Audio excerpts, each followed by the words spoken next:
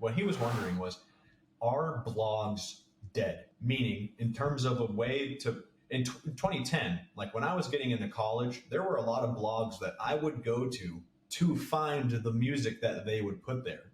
And in a way, I used the blog as a tool to find new music for me.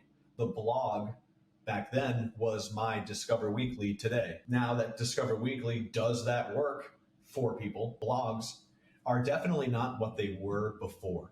But are they dead? Are blogs, for an independent artist looking to market music, are blogs dead? There's a few reasons why they are not. But first, at the very top, if you're purchasing blogs or getting on blogs because you think new people will find you from them, they're dead. People are not going to blogs to find new music anymore. Blogs, the purpose of blogs are not the same as they were before. Before blogs blew up, blogs controlled the music industry back in the 90s because they were CDs. And in order to know if you should buy a full CD or not, you want to know a review. Like, yeah, it might be a good artist. You might like a song or two, but I don't want to spend $20 on a full disc if there's only one song I like. So blogs ran the music industry and could kill a release by themselves back then. Before you could just listen to samples, before iTunes existed, blogs ran it. Now, blogs don't do that. They don't have that power anymore because of streaming, because of algorithms, because of everything. But one thing everyone has to realize is Spotify is always scanning the internet for what people are saying about artists. Spotify has two things they want to do. When they have one goal. Spotify's only goal actually is keep its listeners happy. That's where they make money.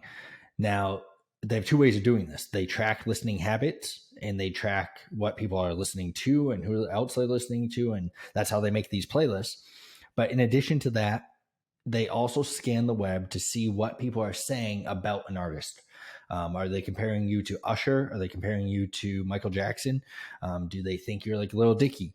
They're following all of that so that they know who they should be recommending you towards. Now, they're not doing that with, like some no-name blogs you never heard of, but they are crawling the web just like Google does when they're trying to figure out where to show up in search results. That is what Spotify is doing in the background. They have their own search results.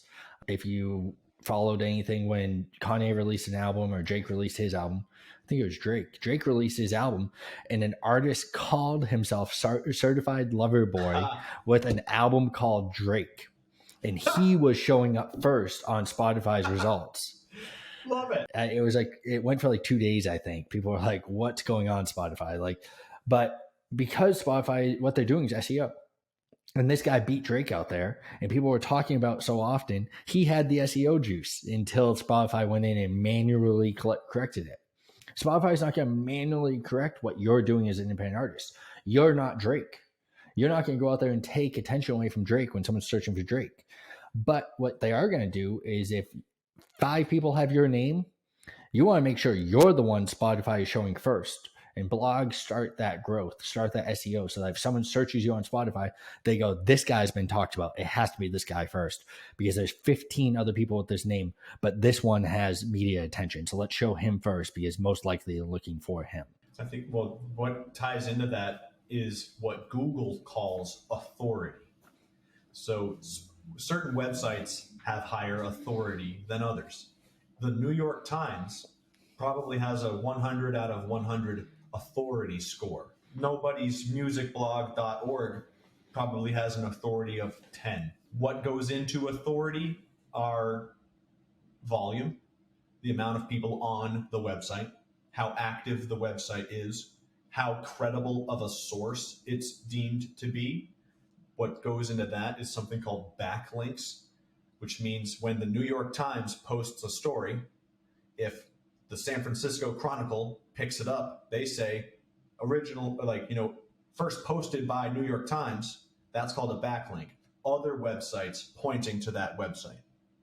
So there's many more things that go into it, but generally a level of authority is given to certain websites. That's why websites like The Source are expensive to get onto if you're an independent artist trying to get a blog. If they're not just organically doing something about you, there are ways to pay to get on Money Talks.